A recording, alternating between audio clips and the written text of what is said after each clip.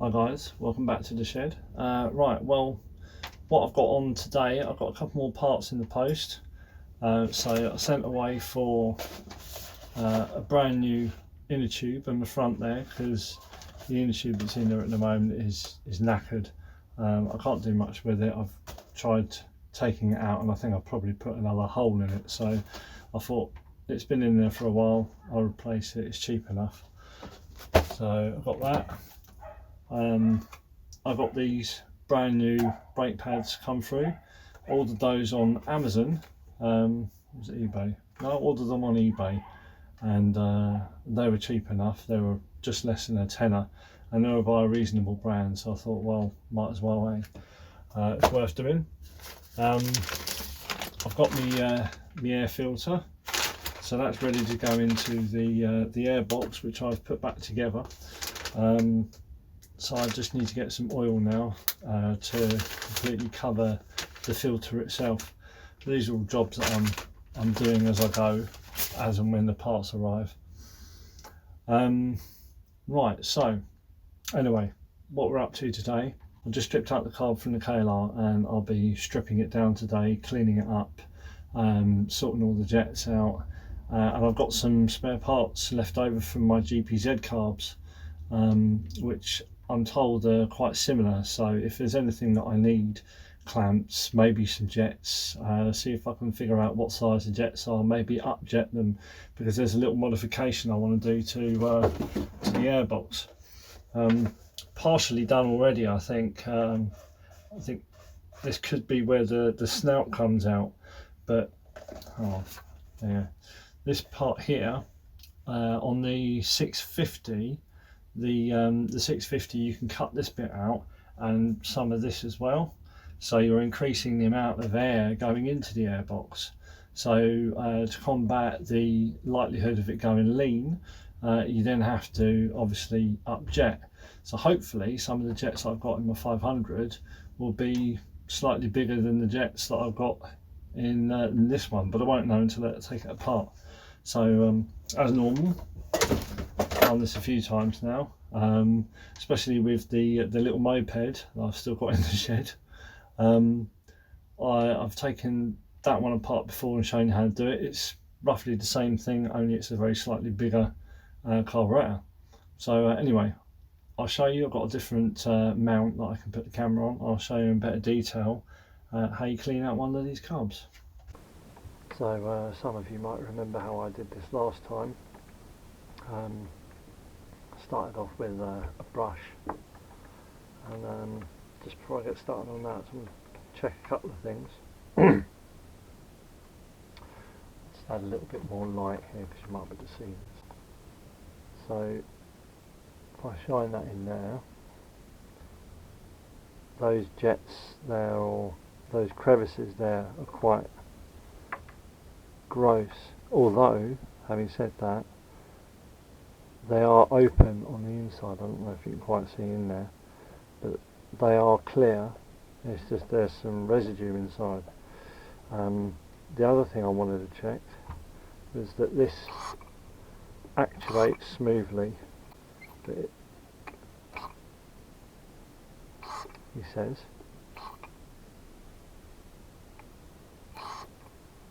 Okay, I might need to have a little look at that. Okay, so to start, that's the way that it came off. This is the extra vacuum hose, I think. If you want to put a chain oiler on there, then I think that's where it goes. I've got some old fuel in here, which I'm going to use to clean this off on the outside. This is always my first stage. Anyway, I'm going to speed this up a little bit so you don't have to sit through all this.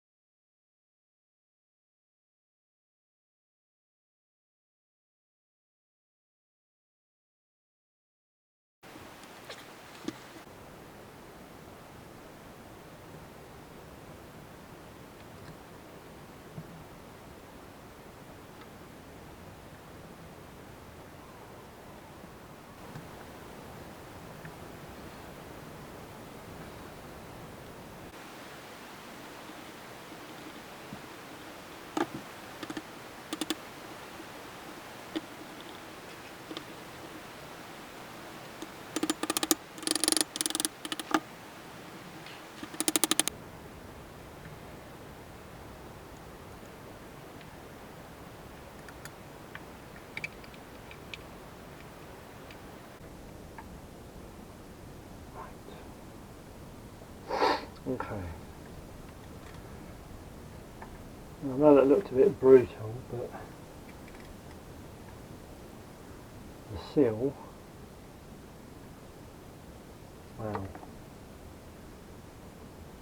it looks to me like there could be a bit of an issue with the seal here, because they've used all this sealant gunk around here. While me replacing this bottom seal while I've got it apart. And there looks to be like there's some gunk at the bottom there, which I imagine is from the tank, because the tank's quite rusty. Right.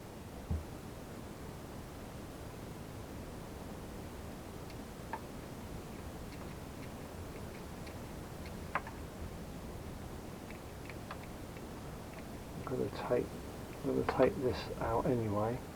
Carefully remove this pin, because I've seen some videos where the pin has actually been stuck inside and these posts have been sheared off. Now then, there is, right, there's that which I assume is the main jet, and that which I assume right down there is the slow running jet. Right, well, let's take those out first. And for that,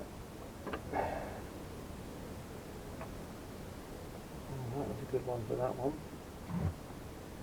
But that one down there looks very thin, so get a completely different screwdriver for that one. Again, you've got to be really careful when you take these out, because they could get stuck.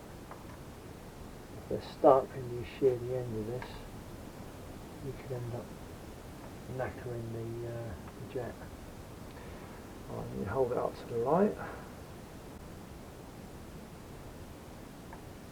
I'm not sure whether or not you can pick that up, but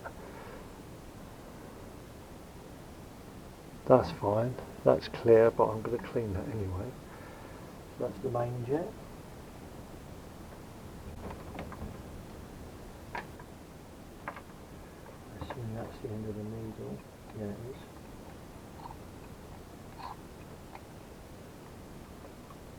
That's the end of the needle.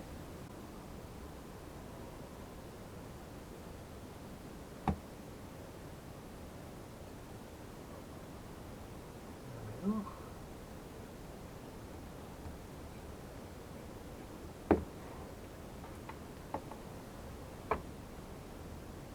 That's that one,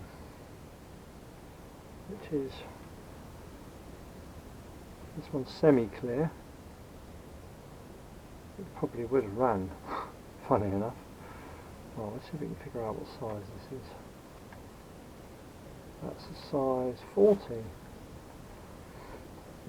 Okay, right, so they're the original ones. Oh, I might have a seal here that might possibly fit.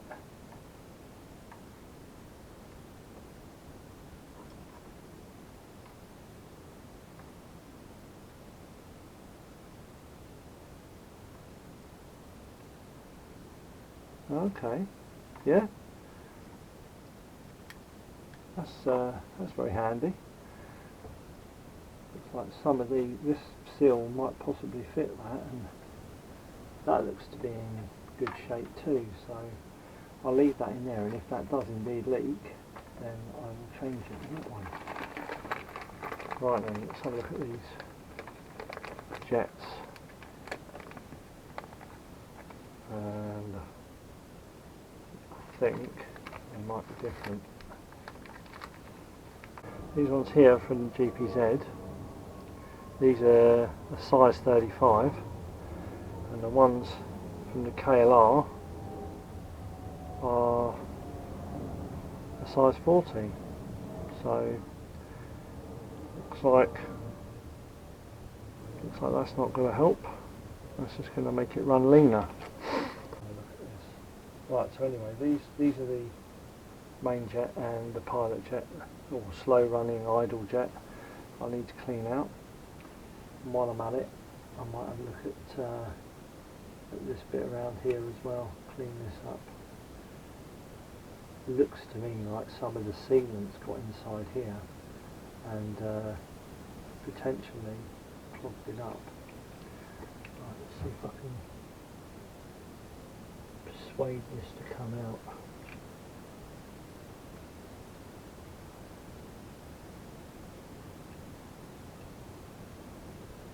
Ah, yeah, nice and easy actually. Right, so yeah, you just push it through one side. Out comes the pin. That goes there with all your other bits. And then very carefully, out comes your float. Oh, he says. And this is the float needle.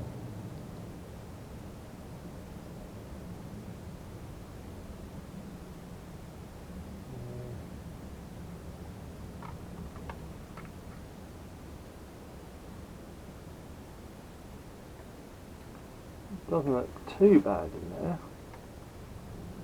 And I'm going to put my glasses on because you don't want this stuff in your eyes. Right, so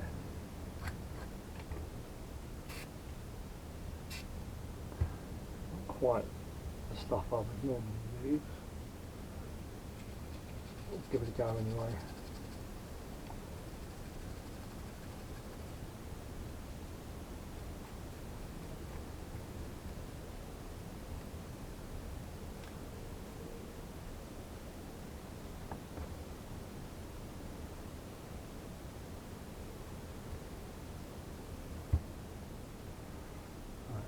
Clean part of the rag over here.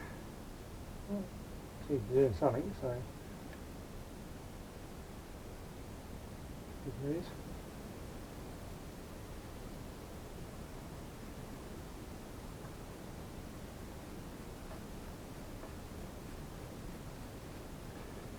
The ideal stuff for this is carb cleaner or brake cleaner. Unfortunately, I don't seem to have any of those, so try and make do with this wheel cleaner. It says it cleans the brake dust off, so I'm assuming it must be almost the same thing.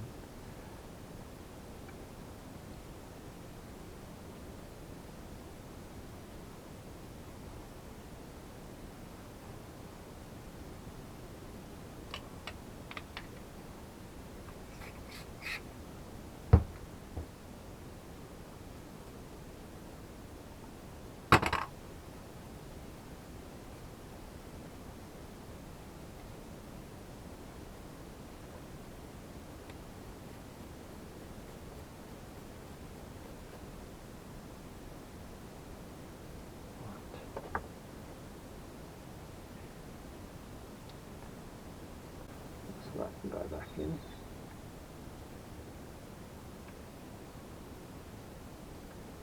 Just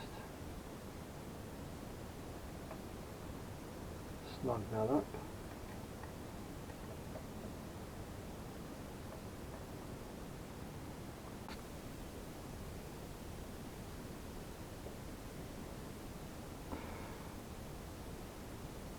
Yeah, so that's cleaner. It's still got all that black stuff in the bottom of the carb bowl, which you can see in there. The only way that's going to come out is with a solvent-based cleaner. So I don't think it's going to come out with the stuff I'm using at the moment. But yeah, it's not really high on the priority list because there's no way that that's going to go back up. It's stuck at the bottom there. However, it probably would be a good idea to clean it out. Again, some of this could even be this silicone edge here which they put on. A little bit too much, but we'll see how it goes. I'm going to clean all this off and we'll bring it back afterwards and we'll have a look at the state of this here ring. Right, so it turns out this stuff's actually done a really good job. Used the wheel clean stuff on there and I rinsed it out with water left it to dry a little bit, but that bit at the bottom there won't matter too much.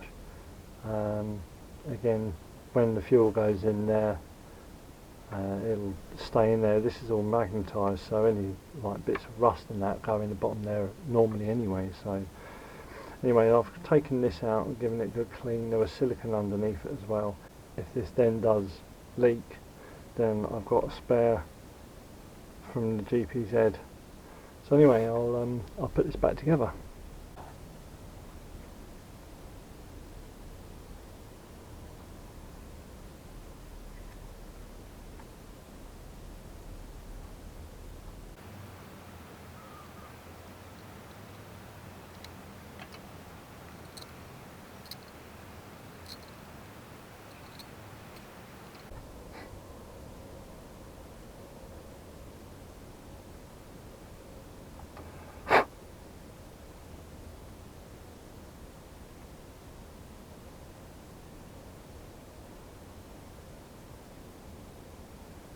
No dirt on there, so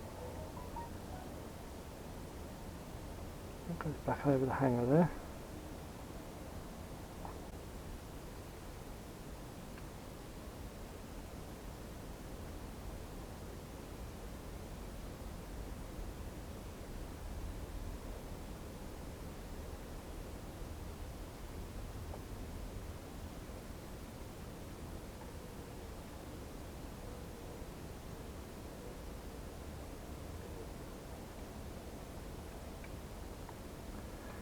That's back in there.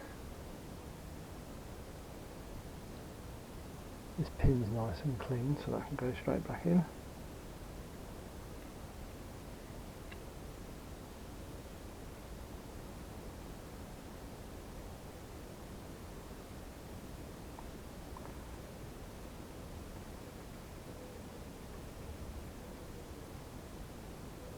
Cool, nice little action.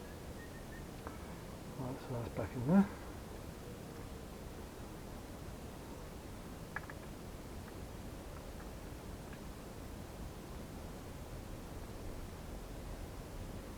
Oh, hang on, there we are.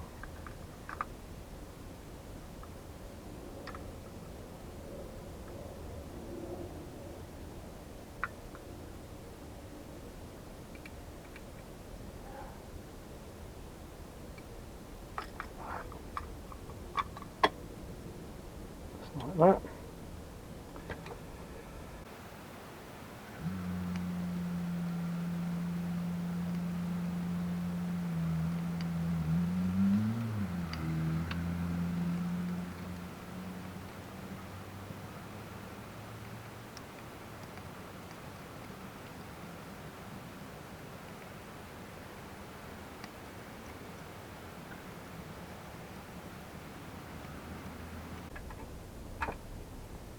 Right, now that's all back on.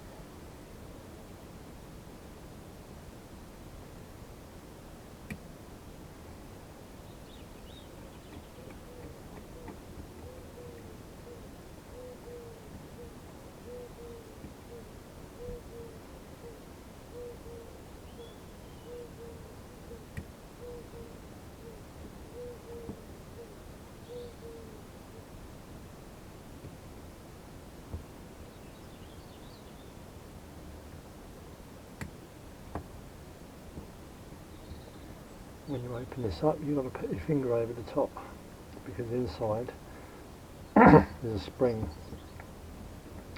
inside the diaphragm. But if you don't put your finger over the top of it, everything just pops straight out.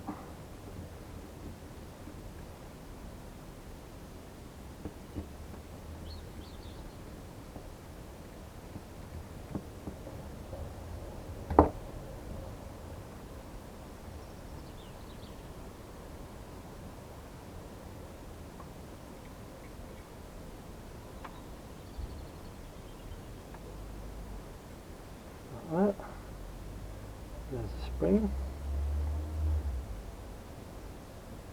and this you've got to be really careful with.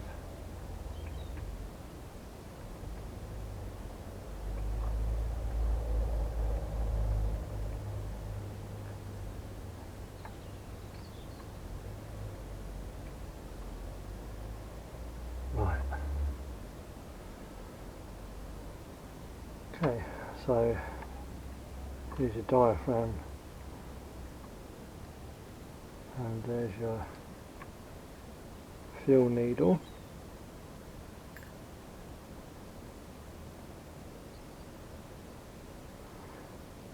And what you can do is, if I get this to work, is to get a, I think it's a 100,000th of an imperial size anyway, washer. Get a washer to fit underneath this to lift up the needle slightly. It allows a little bit more fuel into the carburetor.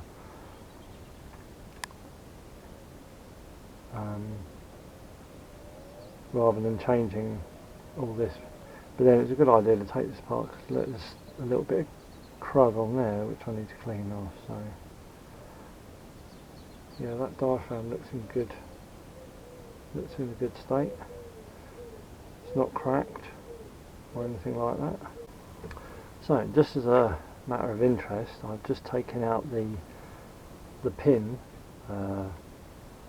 from the diaphragm on the GPZ carb that I've still got left over. The numbers are very similar to a point anyway. You've got the N24B, which is the one from the KLR, or you've got the N36N.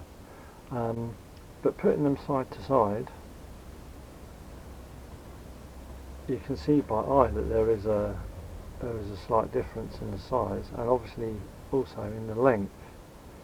Now I'm not sure whether or not you can use the GPZ pin instead of this one, but that might be something that I might look at later on after I've done a little research. But yeah, interesting enough, the 500 twin, the GPZ, with 60 brake horsepower. Okay, this being a single carb, the other one being a twin, more fuel because there's two carbs I guess, but then there's, no, I'm rambling. Anyway, it's worth looking at. It's decidedly smaller, so it would let a lot more fuel in, but also would need more air to counterbalance, so it's not running too rich. But yeah, there is a decisive difference in the size in the needle, and if you were to bring that up slightly, it's still a lot shorter, so I'm not sure whether or not I would get away with using this one or not. Needle goes in first. This pops over the top of it.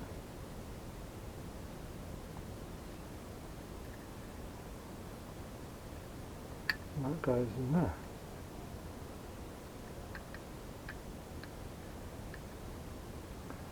Right. While this is out, just check the slide area, and that all looks nice and clean. So I've double checked the slide. Now it's the case of popping this back in here, popping this back in here. I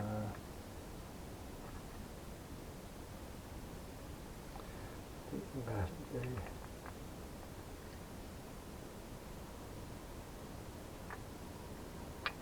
right, only goes in one way. Be really careful that you don't. There you go, that's back in there.